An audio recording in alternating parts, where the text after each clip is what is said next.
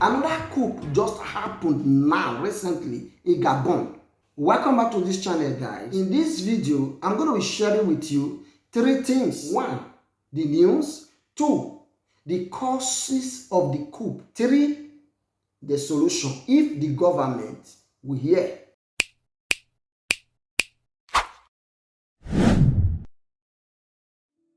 Welcome back, guys.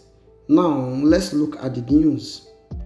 A military coup took place in Gabon, overthrowing the president who had been in the power due to his family rule for over 50 years. Ali Bongo, the ousted president, faced allegations of election fraud and corruption during his 14 years rule. The coup occurred shortly after Bongo was declared the winner of the contested election. The coup leader dissolved various government bodies, including both House of Parliament. Bongo was placed under house arrest, and his son was arrested for high treason. Video circulated showing residents celebrating on the street welcoming the coup. The situation marked by uncertainty, including the country leadership, government, institution, international relations. Other African nations, Western countries, and the United Nations condemned the coup and expressed concern about human rights and stability. The coup was part of the series of recent coup attempts in the Africa former French colony, reflecting ongoing challenges in the region. This is the news.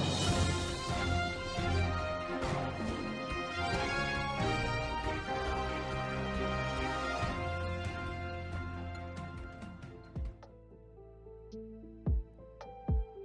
causes of this coup is hardship. See, guys, Africa is hard. People outside may not understand. Africa is hard. This coup are being planned because of hardship. Because if you get to Africa, you will understand what is going on. Africa might have to develop a thick skin for him to be able to succeed. Even the one for you to be able to succeed in Africa is difficult. So why would this thing happen? That's number 1. Then number 2 is election fraud, election malpractice. You imagine that somebody will come out to vote. People will come out to vote their mind, that their mandate will be stolen from them. Okay, when they discover the hardship is getting too much in the nation, so what they do is, okay, let us join our hands together. Let us bring our choice and vote for this person. Then they will vote for the person. Somebody that have not been voted for now will not defraud the nation. They defraud the branches of their election. So they will be angry. Once anger sets in, plus the hardship that is going on, then coup will take place. So if you look at it just now, it just happened. It have happened in several countries in Africa. But the one that just happened in about 6 countries in Africa. Recently, just now, 2 just happened back to back. 2 just happened back to back. So the third one of it is self-centeredness. Just listen. Now, we just sit down and said, we want to put you are our president. We want to make you a leader in a place, in a country.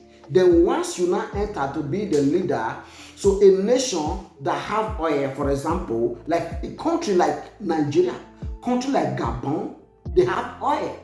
End of the day, you put the president there, the president to represent you, the thing will not be for their family. Then number 4 is poverty. Poverty. See, guys, the poverty in Africa smells. Poverty in Africa smells. Have you been to primary schools in Africa? When I was in primary school in Africa, and the class I can't forget.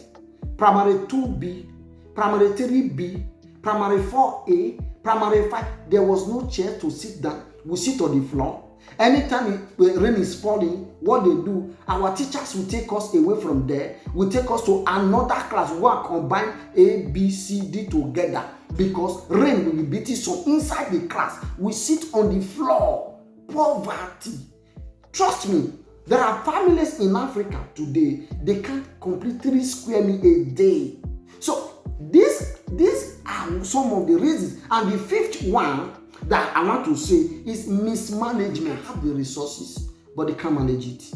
Africa have the resources. Every resources you named, Africa have them, but they can't manage it.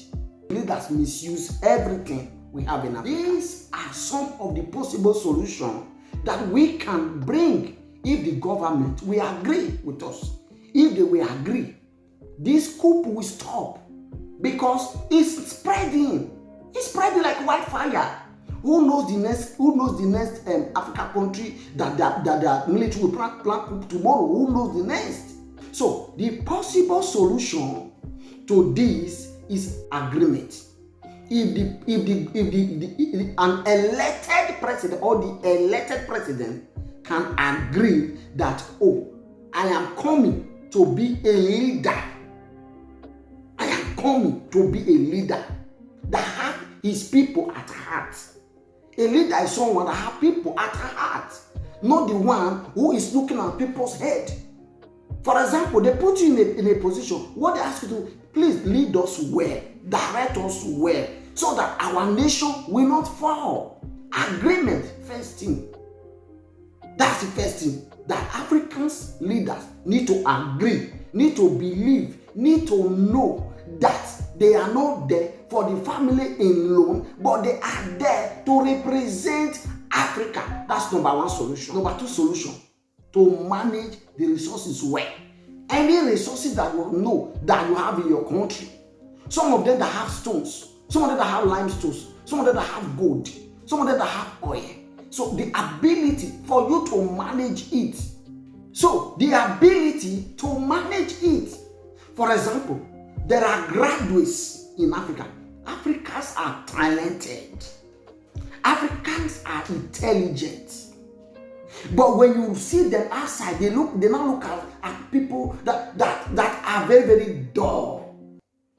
See, there are lecturers in Africa who people the Western world are looking for. But come and look at them in Africa today. When you see them, they are like people who are nothing. If the government can manage the resources well, create job for the youth to be able to live and have their future, then this coup will stop. All these things will stop. Now, number 3 that I want to say, the solution is, when you lose the election, live there. When you lose the election, you come out to contest. Yeah, everybody can come out to contest. Yeah, not that you are not good, not that you are a bad person, but the people may not choose you. They may not vote for you, because everybody cannot be a leader.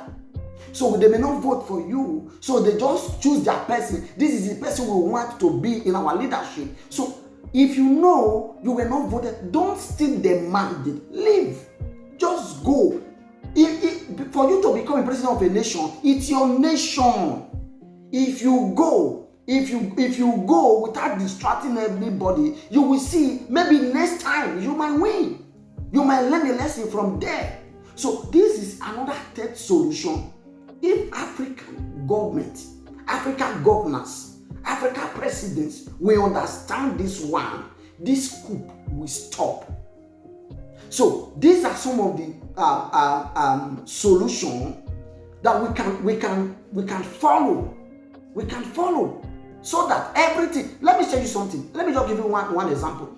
In Europe countries, in Western world, if a governor or a president, where there are prime ministers are there, some of them they get angry and step down. If you talk to them anyhow, they'll tell you are no longer interested. You know why? Because if they are in their position, they are just there to represent their people. They don't go there to steal their money. They don't go there to even maybe work on their pocket. If their child, they don't merit that thing, they don't give it to their child. So all of them are equal before the law. If they go away from their seat, maybe their position, maybe their prime minister, they were there before, maybe you don't get angry and say, why they say that they pay pension money, they don't decide to step down. They will step down on their own. They didn't lose anything. And if they are there, they did not lose anything. When we African leaders get up, it's time so that this coup is a means, so that this coup can stop. Okay guys, thank you so much for watching.